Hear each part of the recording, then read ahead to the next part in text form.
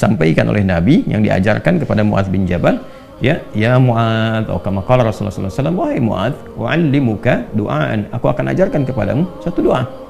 Ya, dan jelas kalimatnya, bisa mengentaskan kesulitanmu, utang-utangmu, dain kalimatnya tuh, walaupun itu sebesar Jabal Uhud, Gunung Uhud. Sebelum lanjut menonton, ada baiknya luangkan sedikit waktumu untuk menuliskan sholawat Nabi di kolom komentar, yang insya Allah bisa menjadi bukti dan saksi terhadap kecintaan kita untuk mendapatkan syafaat di akhirat kelak. Selawat dan salam selalu dan tetap tercurahkan kepada junjungan kita Nabi besar Muhammad sallallahu alaihi wasallam.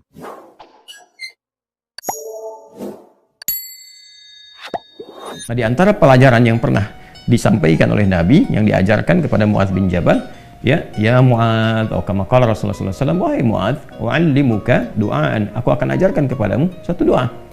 Ya, dan jelas kalimatnya, bisa mengentaskan kesulitanmu, utang-utangmu, dain kalimatnya tuh, walaupun itu sebesar Jabal Uhud, Gunung Uhud. Masya Allah, ya Muadz, maukah engkau aku ajarkan satu doa yang kalau engkau baca itu, engkau punya utang, terjebak dalam satu kondisi, ya walaupun sebesar Gunung Uhud, Allah akan melapangkannya. Ya, teman-teman yang pernah umrah, pernah haji, tahulah seperti apa Gunung Uhud itu.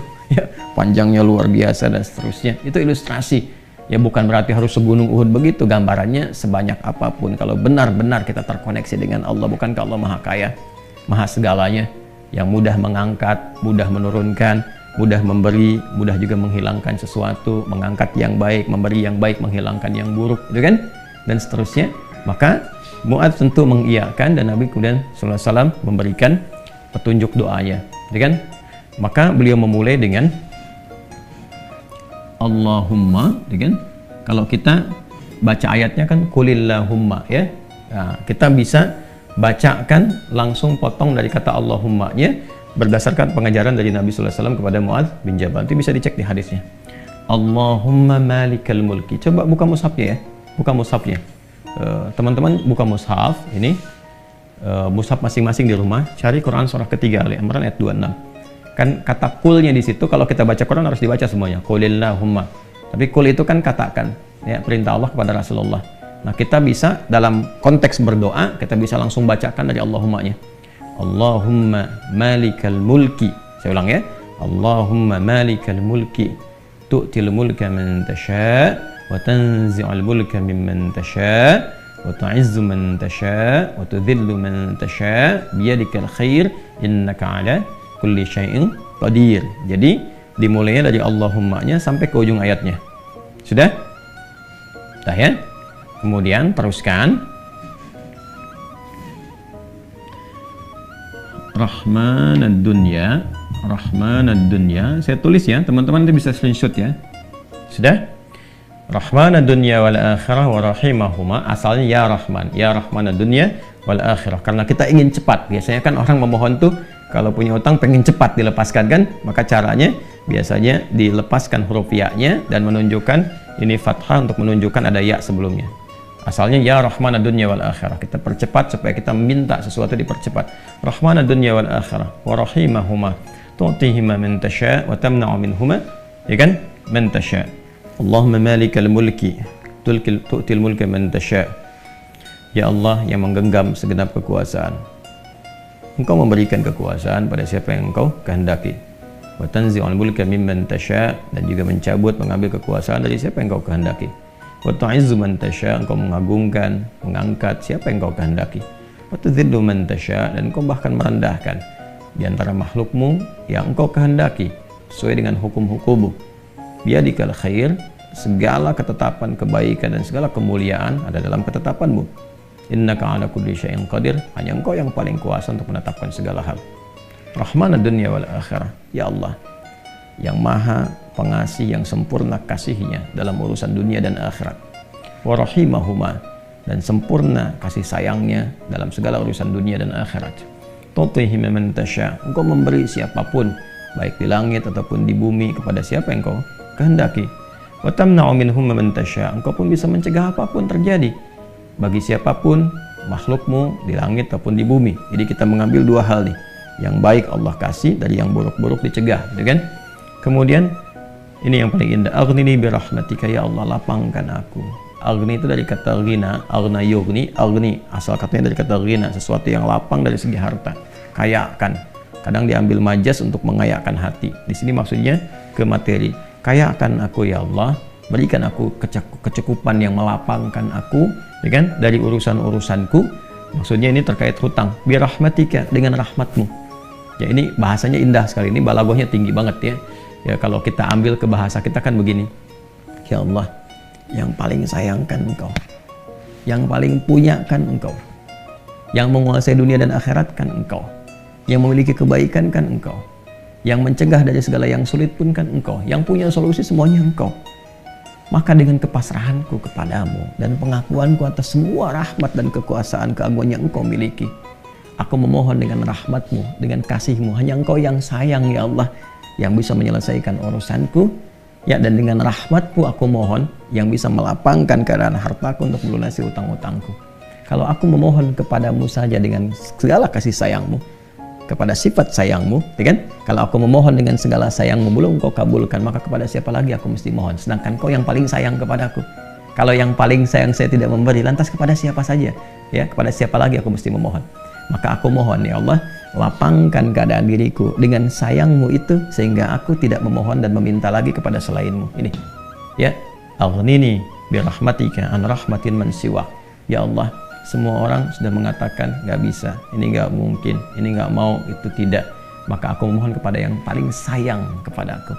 Kalau kepada yang paling sayang saja belum dikabulkan, lantas kepada siapa lagi aku mesti meminta? Mohon lapangkan diriku dan berikan aku kekuatan, sehingga dengan rahmatmu aku tidak meminta kepada siapapun selainmu. Ini indah banget nih kalau kita turunkan dalam bentuk pemaknaan yang balaghahnya. Ini teman-teman doanya. Ya. Setelah itu akhirnya dengan Al-Fatihah. Fatihah itu pahalanya banyak banget kan. Di antara namanya selain pahala itu juga ada fungsi-fungsi fadilahnya, keutamaannya. Ya, apa di antara fungsi keutamaan fadilah itu disebut juga dengan Al-Kafi, Asy-Syafi, yang mencukupkan segala hal. Ya kan? Yang dengan izin Allah bisa menyembuhkan, karena intisari Quran itu ada di Al-Fatihah. Maka diakhiri dengan Al-Fatihah, kemudian setelah itu tutup dengan salawat.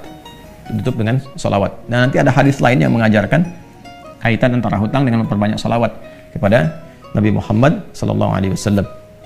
Ya. Nah, salawat ini juga penting teman-teman sekalian, diperbanyak di akhir ya. Jadi setelah baca tadi Quran surat Nuh, Ali Imran, ya istighfar dulu. Jadi kalau kita rumuskan kan ketemu 5 kan. Ya, dari mulai kita istighfar dulu dengan segala ketulusan, dalilnya surat Nuh itu. Kemudian di surah Ali Imran kita bacakan, terus praktek doanya kita temukan. Setelah itu Al-Fatihah.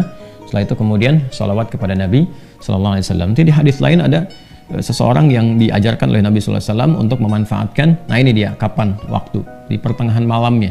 Ya, untuk memanfaatkan pertengahan malam itu terkait dengan utang piutang juga. Nah, lalu dia berkata, apa yang harus kami lakukan ya Rasulullah? Yang perbanyak gitu kan, ibadah kepada Allah. Lalu diajarkanlah salawat. Aku akan mengambil, kata orang itu, sepertiganya. Kata Nabi, itu baik. Kemudian kalau bisa tambah, aku akan mengambil 2/3-nya. Kata Nabi, kalau itu baik.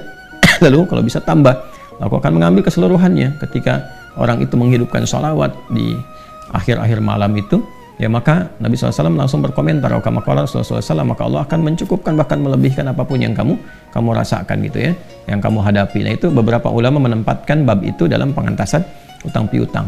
Jadi kalau kita temukan, ketemulah kemudian di sana 5 bagian, yang kelimanya ditutup dengan keadaan ini kapan, yaitu waktunya tengah malam, dan ditunaikan diawali dengan sholat dulu untuk mengoneksikan diri kita kepada Allah Subhanahu wa Ta'ala. Jadi kalau Anda bertanya kapan ini dibacakan, ya saya ulangi, kapan ini dibacakan, yang paling pokoknya adalah di pertengahan malam, di sepertiga malam. Jadi bangun malam hari supaya ada getaran kejiwanya lebih cepat mengamalkan Quran. Surah Al-Muzammil itu surah 73 ya, di ayat yang ke-6, inna nasyi'atal laili hiya asyaddu wat'aw wa aqwamu qila. Bangun malam itu bacaannya menyentuh kepada jiwa, lebih mudah mendapatkan kekhusyuan. Jadi sepertiga malam bangun, istighfar gitu kan. Ya, setelah sholat itu, sholat kita supaya bangun konektivitas dulu. Sholat itu kan kalau sudah bagus khusyuk, konektivitasnya tinggi. Setelah itu baru diistighfari. Istighfar menjelang sahar. Ya, wabil asharihum yastaghfirun, menjelang sahar mereka banyak istighfar. Nah, kalau sudah beristighfar itu Masya Allah, nanti di Quran surah ketiga ayat 17 itu nanti akan diberikan oleh Allah 4 kekuatan yang bersanding dengan orang istighfar. as-sabirina was-sadiqina wal-qanitina wal-munfiqina wal-mustaghfirina bil ashar. Punya kekuatan untuk sabar, punya kekuatan untuk membenarkan ajaran Quran dan mengamalkannya. Kemudian apa lagi? Qanitin, khusyuk ibadah. Orang yang biasa bangun malam istighfar di ujung malam tuh lebih khusyuk ibadahnya. Nanti wal munfiqin, bisa jadi rajin infak, setara itu. 4 itu bisa setara. Jadi orang yang istighfar, pemahaman pertamanya bisa setara amalnya dengan orang yang rajin infak, yang khusyuk ibadah, orang yang membenarkan isi kitab dan mengamalkan, serta orang sabar. Pemahaman berikutnya adalah mendapatkan 4 keutamaan ini. Bisa rajin infak. Bagaimana bisa infak kalau nggak ada yang diinfaki? Ya, makanya itu satu-satunya juga yang menguatkan kembali bahwa ketika bisa istighfar dipraktekkan di ujung malam. Wabil ashari hum yastaghfirun. Kapan istighfarnya? Setelah tahajud. Dari mana taunya? Quran surah 51 dari ayat ke-15 sampai ke-18. Innal muttaqina fi jannati wa 'uyun akhidina ma atahum rabbuhum innahum kanu qabla dzalika muhsinin. Ayat 17-nya, kanu qalila minal laili ma yahja'un. Kan mereka itu orang-orang yang sedikit tidurnya, maksudnya menghidupkan malam, rajin tahajud. Setelah itu apa? Wabil asharihum yastaghfirun. Menjelang waktu sahar, sepertiga malam ke waktu sahar, ya dekat-dekat ke fajar, dia banyak istighfar. Nah, saat istighfar itulah dia dapatkan sampai hatinya khusyuk, baru bacakan ini. Ya Allahumma malikal mulki tu'til mulka man tasha wa tanzi'ul mulka mimman tasha wa tu'izzu man tasha wa tudhillu man tasha biyadikal khair innaka 'ala kulli syai'in qadir. Rahmanad dunya wal akhirah. Itu tulisan ke sana. Wa rahimahuma tu'tihuma man tasha wa tamna'u minhum man tasha. Kemudian teruskan langsung ke bawah. Aghnini bi rahmatika an rahmati man siwak. Minta kepada Allah.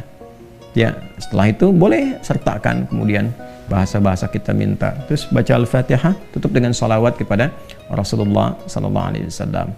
Ya, itu dibiasakan. Nah, sampai mendapatkan kekuatan, tapi bukan berarti tidak berikhtiar. Setelah itu ikhtiar tetap. Ya, tetap berikhtiar. Ya, bagaimana cara berikhtiarnya? Ya, itu bisa kita bekerja dengan baik. Kalau nggak ada modal sama sekali, misalnya kita berikhtiar dulu dengan amal kebaikan. Datang ke masjid, berusaha rapi-rapi, gitu kan? Kemudian kita lihat ke DKM-nya, bisa mengajukan dulu permintaan. Nggak usah banyak-banyak pinjamnya. Pinjamlah misalnya 100.000, 200.000, atau 500.000. Kemudian setelah itu cari peluang-peluang, misalnya di majelis-majelis ilmu kan banyak orang belajar itu. Ya, belilah modal tertentu, beli makanan atau minuman. Terus kontak ke DKM-nya, sampaikan. Ya, supaya nanti ada sinergi antara jamaah dengan yang dagang. Bicara dengan baik-baik sehingga nanti diumumkan. Ustadznya juga menyampaikan, berikan kelapangan kepada teman-teman yang sedang misalnya mencari rezeki berjualan, dapat dari situ, tambahkan lagi berdoa. Bisa jadi tiba-tiba Allah berkehendak menggerakkan orang-orang tertentu yang baik dan sebagainya, ya kan? Jadi bukan datang ke ustadz untuk melunasi utangnya. Saya lihat beberapa teman-teman tuh kalau minta, saya terjebak riba gini, gimana solusinya? Mau minjam, mau minta dilunasin. Teman-teman saya itu udah tugasnya ngajar. Kalau antum tanya doa, saya jawab. Tapi ya, kalau urusan dunia carilah gitu kan, terkait dengan dunianya. Bisa antum ke Basnas, bisa ke bagian DKM masjid, bisa ke teman-teman pengusaha yang muslim yang baik-baik ya. Kalau saya kan ngajar gitu. Ya, kalau ada alhamdulillah, kalau ada gitu kan. Ya, kalau yang sifatnya terkait dengan bimbingan itu lebih utama.